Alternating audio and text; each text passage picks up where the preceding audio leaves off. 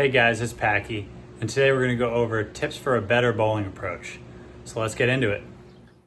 All right, so today we're reviewing a ex-college bowler. He said he bowled at Nebraska. His name's Ben. Really solid game. You can tell, he's a higher level player. We'll watch him throw. He gave us a couple different clips that we're all able to be kind of pushed together there for the review. So that's actually something that's super helpful to us when we get a couple different shots, maybe see a couple different tendencies throughout. So let's talk about one thing he does really well. He's got really good form. Honestly, his swing's really straight. You can tell he works at it. He's fit. he he does a lot of things well, and one thing that I think he could really improve on would be his approach. Just the fourth step, as you can see right here. The second step, in my mind, should be the only one that really crosses over in front of your body.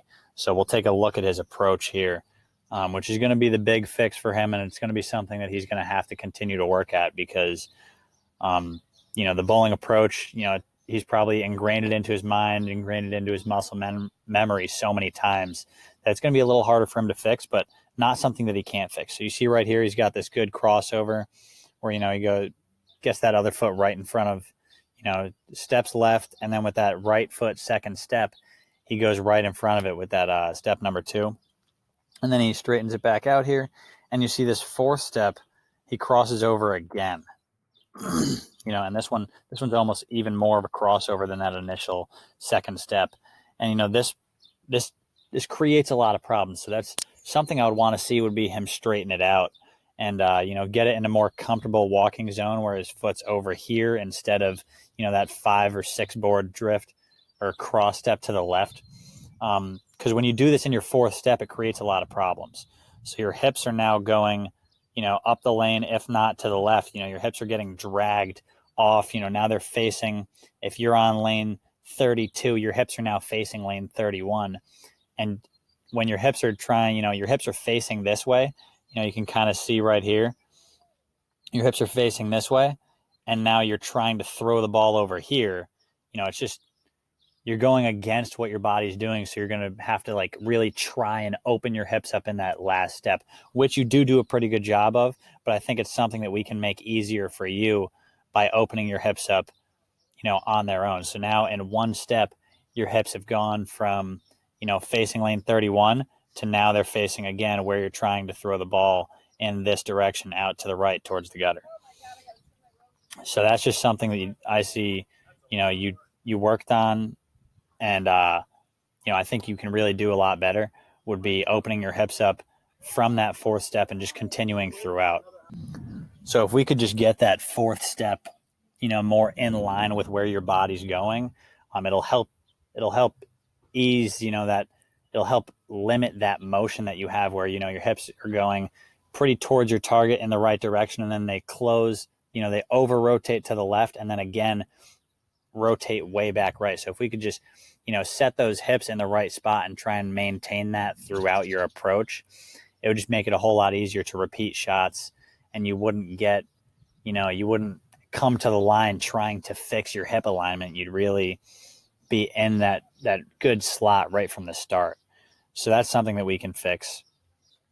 But like I said earlier, you do have a great game, even with this, fourth step being so far out into the front of your body, or even a cross step, you might say, would be, your swing is super straight, which is something that, that's probably one of the hardest things to fix is, where does your swing hitch from? But you got a great swing.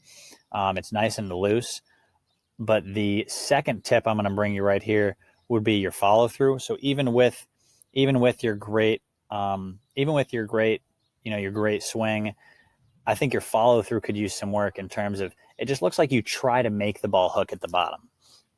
So what I mean by that is you might grab at it a little bit or hit up on it. There's different words, but I think, your hand's in a good spot. You got some good ball roll, but it looks like you almost cut it short. Not quite as short as, a Stu Williams or someone who throws it like that, but I would say that you cut it a little shorter than you need to. And really, from here, I would follow through out to the ball instead of it looks like you just hit up on it a little bit. Let's see if we can get a better angle of you. So you got that, your hands in the right slot right here where your fingers are, on the inside of the ball. They're working the inside. Again, great job there.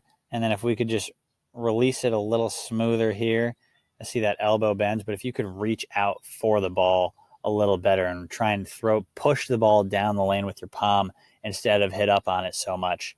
I think it would just help you really lengthen the ball out and get a smooth, controllable reaction. So yeah, that would be something that you could really work on well. But yeah, you got a great game. You got a lot of things that you do right. Your footwork could use a little bit of work. Your follow through could use a little bit of work, but it seems like you don't need much to take yourself to the next level. So yeah, you do, props to you. Keep working at your game and let us know when you fix these things up. And we'd love to give you a second review and hopefully, help you progress even more. As always, thanks for watching. And if you want a coaching review of your own, all you have to do is click the link below in the description for a 50% off discount code on a review of your own. Thanks for tuning in.